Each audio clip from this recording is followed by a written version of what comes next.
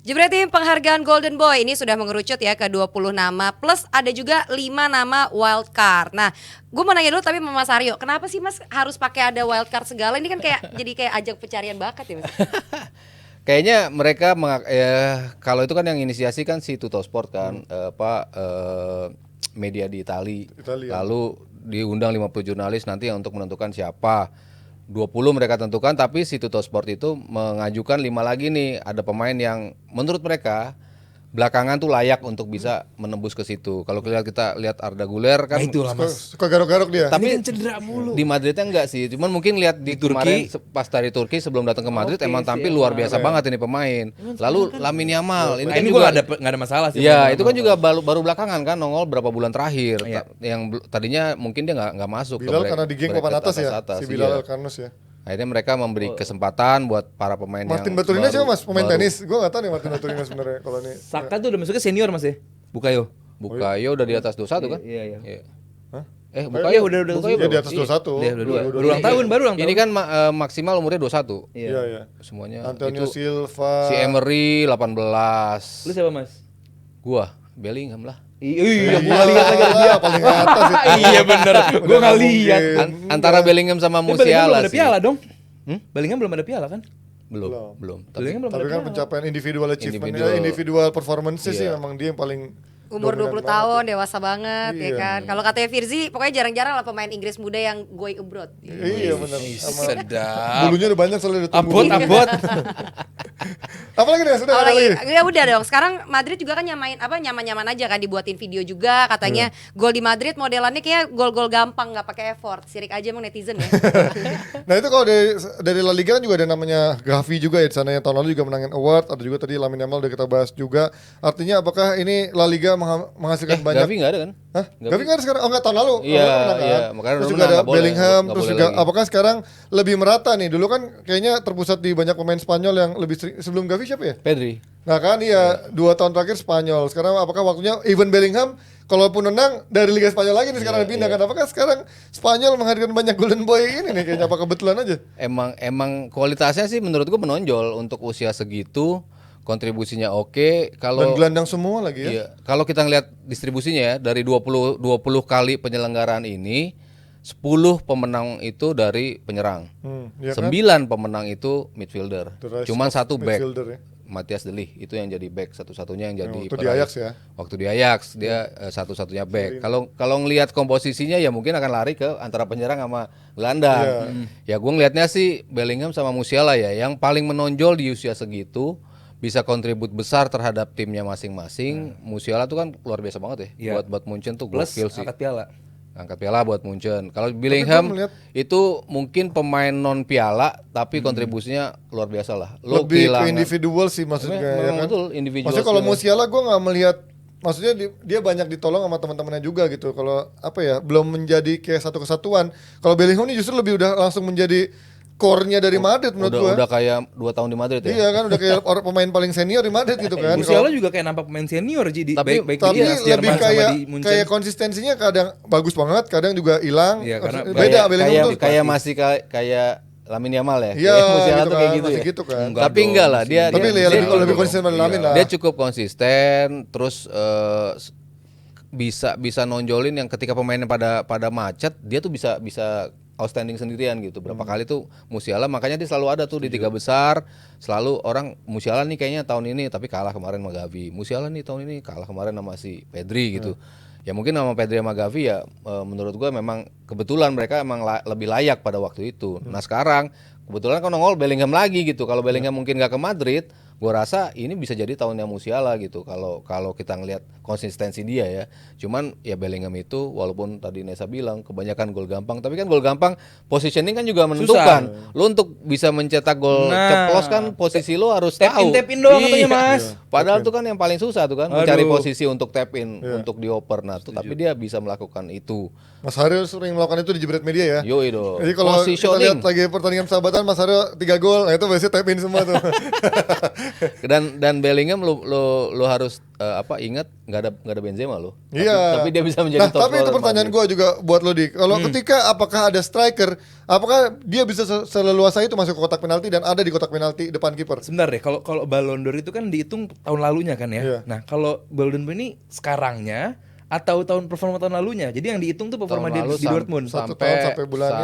sampai September kalau nggak salah. sampai September. Iya, Jadi masih. performa dia di Madrid juga bakal kehitung ya. Oh, gitu. Ya kalau urusannya begitu ya buat gua nggak ada Nggak ada alasan lawannya lagi lah, selain pasti dia Bellingham sih. top of the world lah Piala sekarang dunia gitu. juga dia paling Iya. lebih bagus pada Musiala kan. Iya, Piala jadi dunia kan. kalau hitungannya demikian ya buat gua nggak ada alasan buat nggak milih Bellingham sih, karena ini pemain emang luar biasa banget, bener-bener ngangkat tim. Orang bilang bahwa ditinggal Benzema bakal sulit Madrid, tapi ya dia bisa sejauh ini menjadi jawaban akan itu. Masih Dia mimpin klasmen masih lagi mimpin Madrid. klasmen, gol gak cuma gol tapi assist juga banyak. Artinya bahwa ya ini pemain nggak ada yang masalah, dan gue yakin nggak ada yang bermasalah juga kalau dia sampai menang.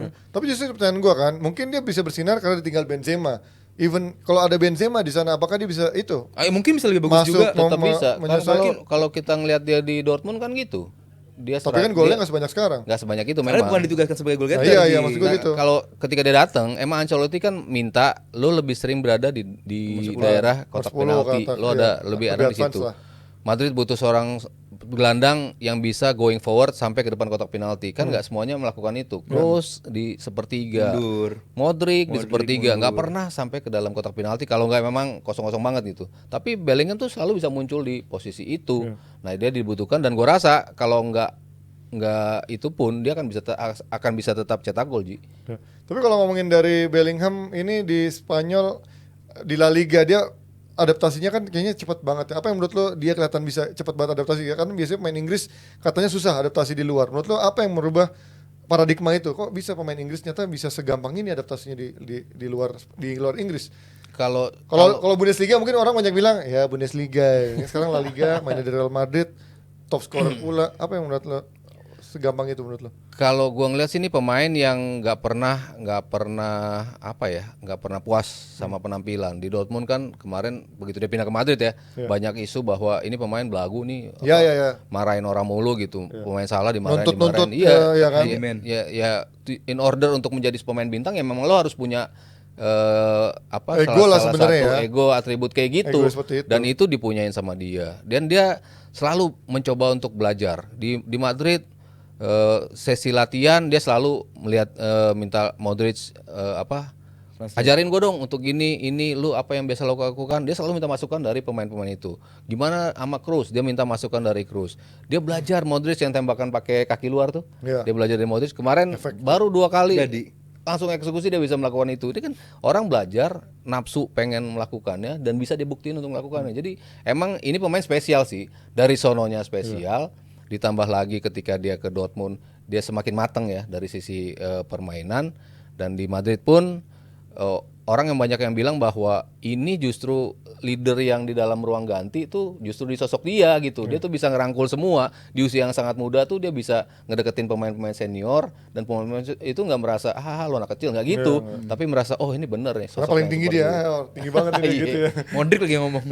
Iya kan. Modric, Fran Garcia dari Carvajal gede banget nih orangnya. Tapi kita akan melihat dia sebagus apa menghadapi Barcelona nanti. Karena biasanya pemain Madrid akan bisa dibilang spesial ketika dia bisa bermain spesial juga ketika di laga Klasiko tanggal berapa tuh Mas? 28. 28 lawan Barcelona tuh Nes. Yes, mumpung ngomongin Barcelona dikit aja kita melipir. Beneran tertarik gak sih dia buat minjem Jorginho-nya Arsenal? Tuh, Jorginho kira-kira suka gak dia? Kenapa gini-gini? Itu Thomas Jorginho. Jorgi itu. Ini Gua mikir lagi. Lo gitu Jorginho. Gimana? Jorginho, tapi sebenarnya cocok sih game ini ya. Ya Cocok, karena gua Barcelona cocok. kan butuh gelandang juga kan, Iya, buat si ngatur Frenkie tempo. De Jong udah juga cedera. Bukan.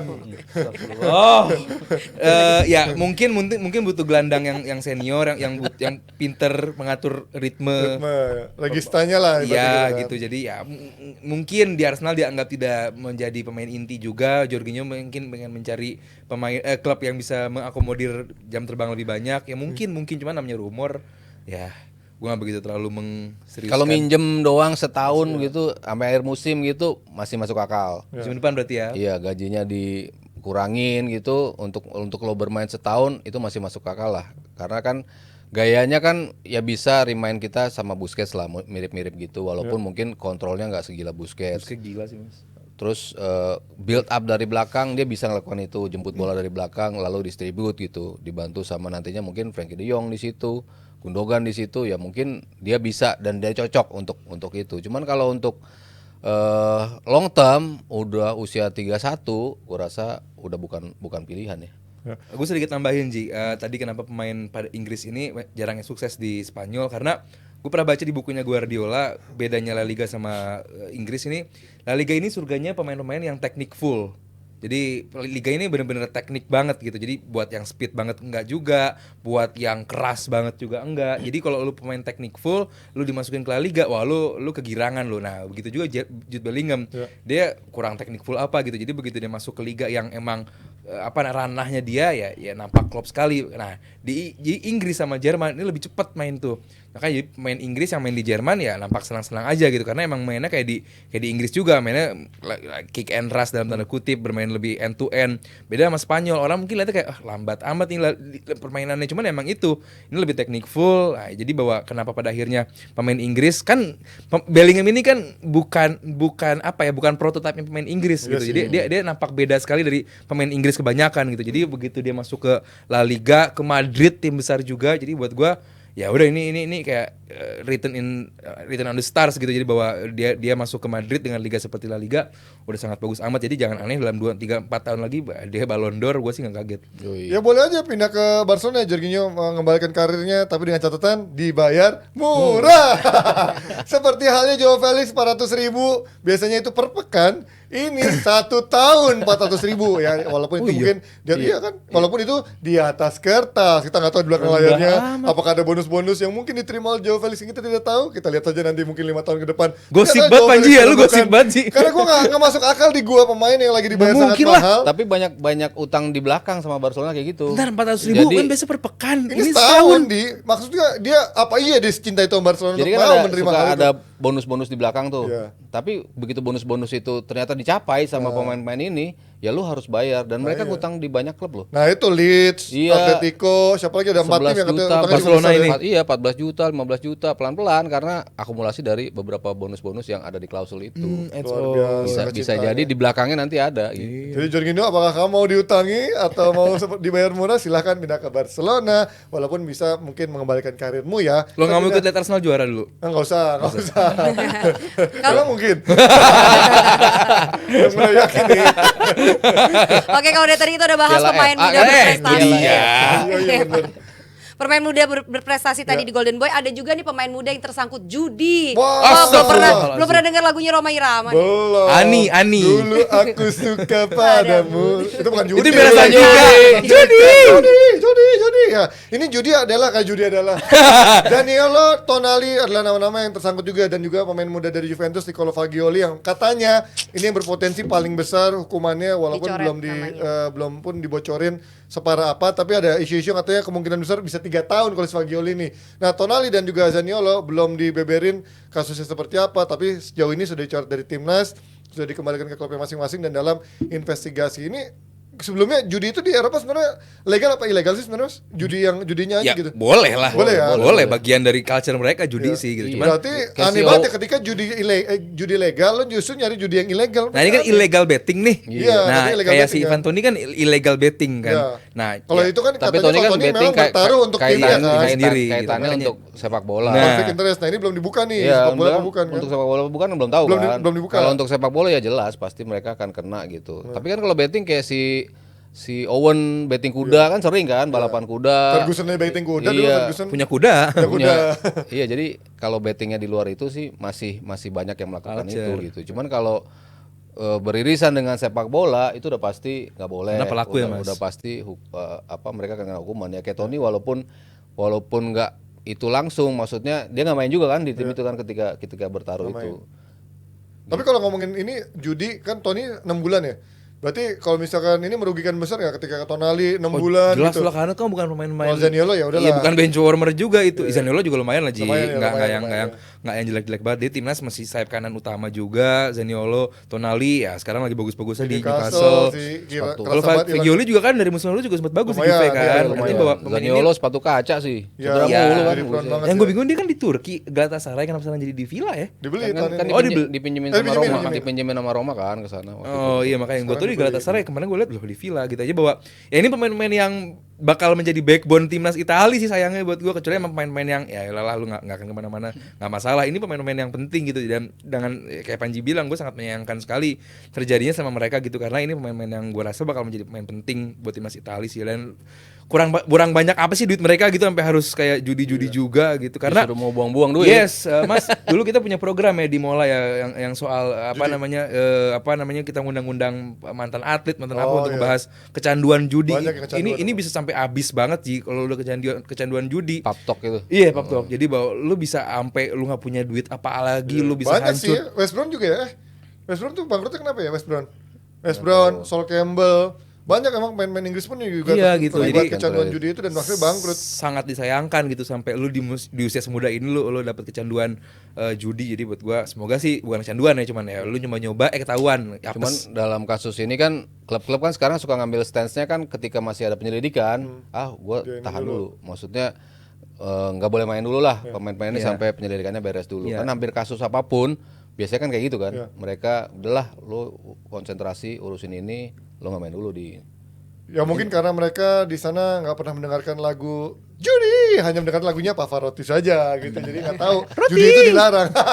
Ruti, aneh.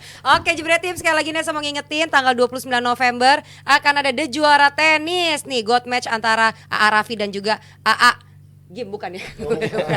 Betul ya bukan. Taufik Hidayat dan Raffi Ahmad. Nih, tungguin aja, catet dan Wajib nanti nonton, siap-siap Nesa. standby langsung war tiket ya. Ada Valentino Jebret dan Desta Ada Mahendra Desta. juga. Warnya gimana nih warnya? Oh, Ada Nika Dias Jamil, Danar, ada Oki Dias Rengga, Danar.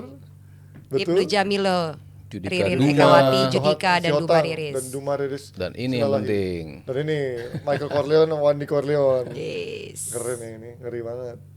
Oke, itu dia. Jangan lupa tanggal 29 November. Langsung war tiketnya karena Ketemu di udah nggak sana. kerasa udah hampir 2 bulan ya, sebulan lebih lah dari Ya, sekarang ya. Jadi benar. cepetan war tiketnya dan saksikan The GOAT Match, The Juara. Oke, terima kasih banyak Jebret Tim. Terima kasih Awi dan Seri Mande. Kita ketemu lagi minggu depan hari Senin. Dadah. Happy weekend, bye bye.